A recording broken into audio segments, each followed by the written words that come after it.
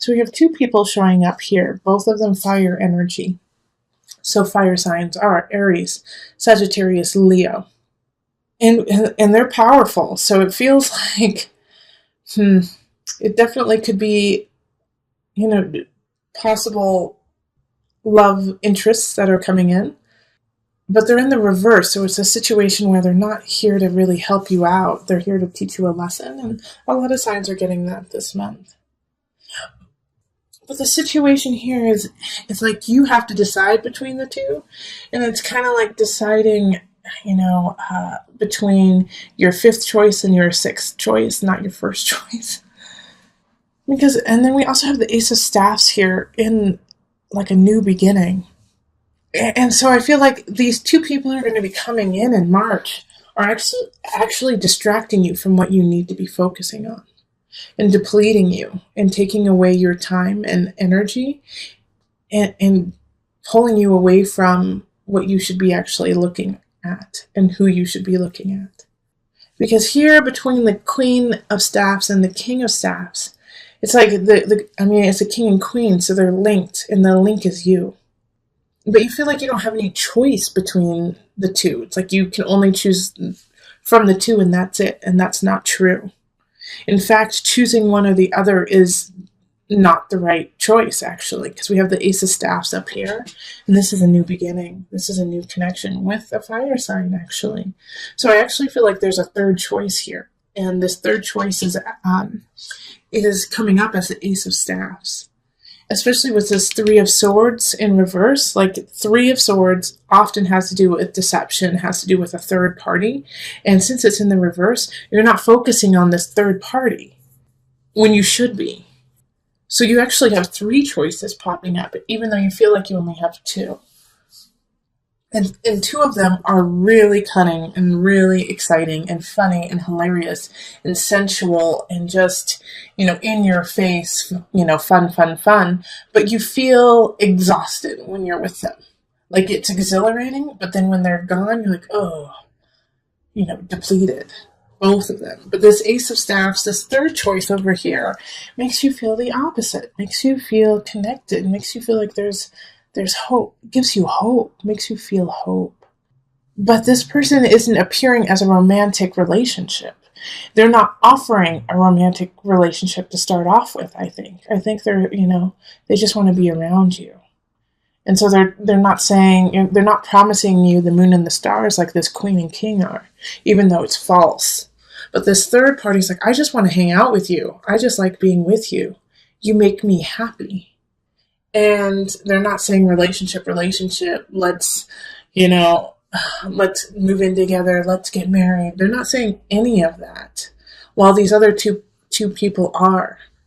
And the person who's, not promising you anything and just says, I enjoy you for you, is the right choice, even though they're not, they don't want to get in a relationship right now, which is smart. Scorpio, which is smart. So try your best to kind of leave these two in the dust in March. Those two people who are, I love you, you're the one for me forever, and you've only known them for a hot second. Leave them in the dust and connect with this person who just wants to be around you, enjoys you, and is honest with you about that, and is honest with, I just like you. I just like being with you. That's perfect. That's where it should be. So let's pull 2 universal love cards for you. Okay. Golden memories. And meditation. So for some reason, for the love readings, I haven't been reading what the book says for any of these, but my guides clearly said you need to read Golden Memories for Scorpio. So I'm going to just listen to them and read it to you. For some reason, you need to hear this, because they can say it better than I. So golden memories. Someone is thinking fondly of you this very moment, reflecting on golden memories, past and precious moments spent together. He or she is someone dear to you who has passed into the world of spirit. They want you to know that all is well and that time and space cannot separate that which is united through love. For the loving presence of those we love is always with us. A part of them lives in your heart, and a part of us lives in theirs. We all leave our physical body at some point, but we never leave our spirit. Oh gosh, like that almost brings tears to me for you, Scorpio. Oh gosh, yeah. So here, let me just expand on that. And that I am so thankful to my guides for sending that, to me, to you. Because this Queen of Staffs and this King of Staffs are going to play on a wound, are going to play on this part of you that feels a little empty from this loss. That's going to, they're going to try to, they're going to pretend to fill the void for you. All right. And this void is not something that needs to be filled by them. It is something that needs to be honored and cherished as a connection with someone else that you can no longer have. And this third party over here, this third connection, just is and fills your heart. And it's not in a way of feeling a void. It's like this separate feeling of like their home. It's not about feeling a void. It's that they feel like home.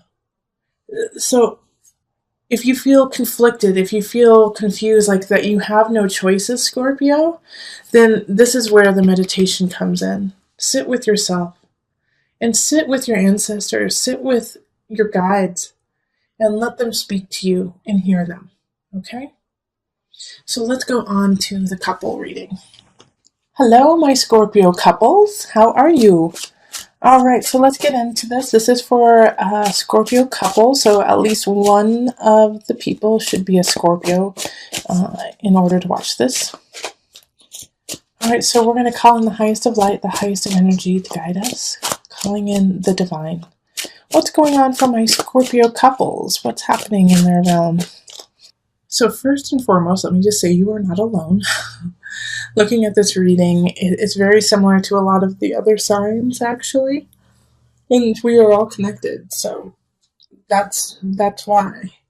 But I have this Page of Staffs energy, and so those who are married or not even married, who are just a couple and have a child together, you're going to have some tough times with that kiddo. Okay, they're going through a tough month, and it's going to affect your relationship.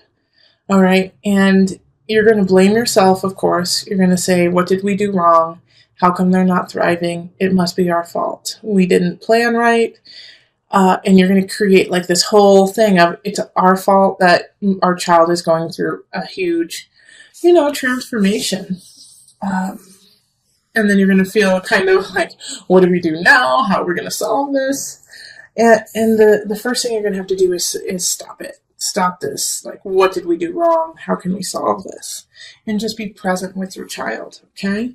And be present together, because the relationship is going to get rocky if you guys go through that self-deprecation of like, we are horrible parents.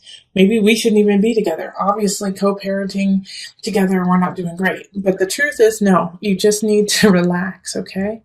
You need to relax and get yourself out of that mindset and be present. That's the big part of this. Now, if you don't have a child, somebody's going to be acting like a child in the relationship.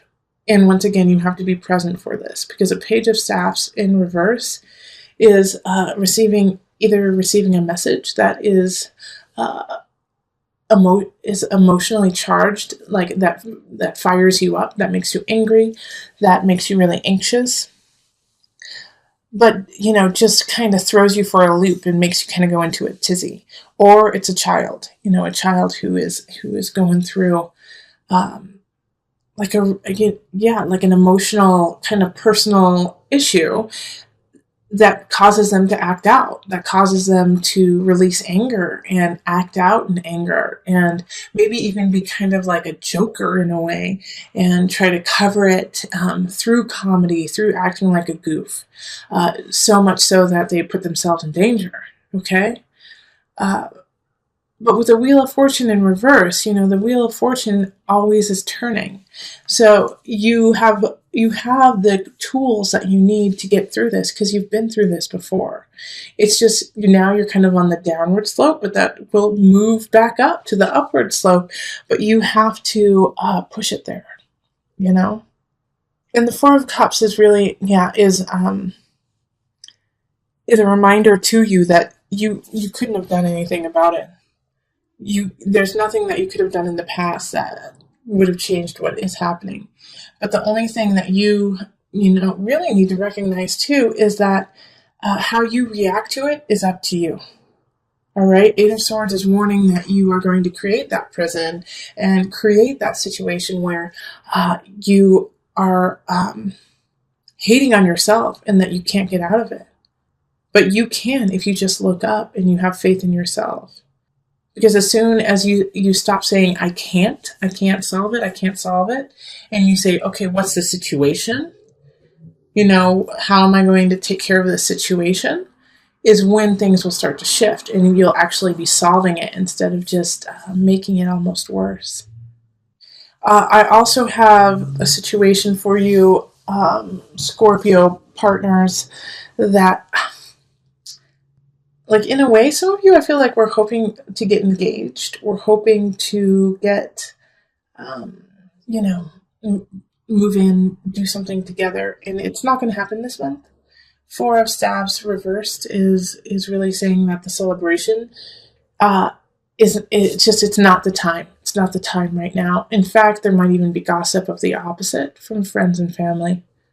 Yeah, so this situation that is happening, I don't necessarily think that it's the end all be all. I think because I don't see anything about very severe breaking up or anything like that.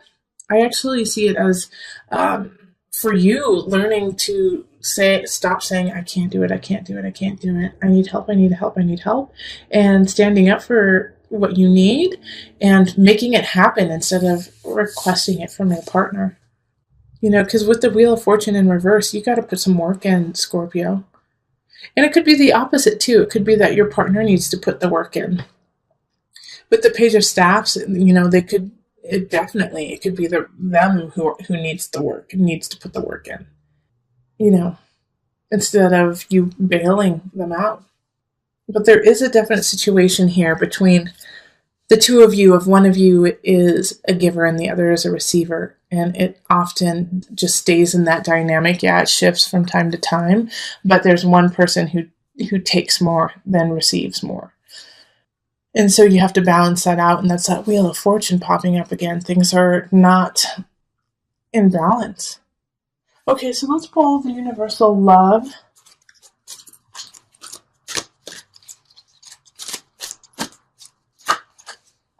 All right, so physical body and abundance. Okay, lovely, Scorpio. My Scorpio couples, this is good. So physical body. So the situation that's popping up here, you may actually feel sick in March. You may actually feel like ill, get like a cold or the sniffles because of trying to figure out what to do and how to solve it. But as soon as you kind of detox the situation, detox what's happening, man, you guys are going to be awesome. You guys are going to be the bomb. Because abundance is there. You are so fulfilled with each other and with yourself. So this detox that's happening, is going to be really important. And like I was saying before, that, one of you guys is kind of a giver and the other's a receiver. And so finally you're going to find a balance, because even if somebody is receiving all the time, after a while, that person starts to get bitter and spiteful that this person is giving them so much. And they're like, well, would they just stop already? Would they just stop giving me the world? Because there's a part that is so satisfying to also give. And so if you're always receiving and you don't have space to actually give, then it also feels incomplete. So if you're on that side of like telling your partner, be like, you know what, just stop. Let me do this. so that I can help you out too. All right? And if you are the one who is giving, just say, "Hey, you know what? I don't have the capacity right now to do that. I don't have the capacity. Will you help me?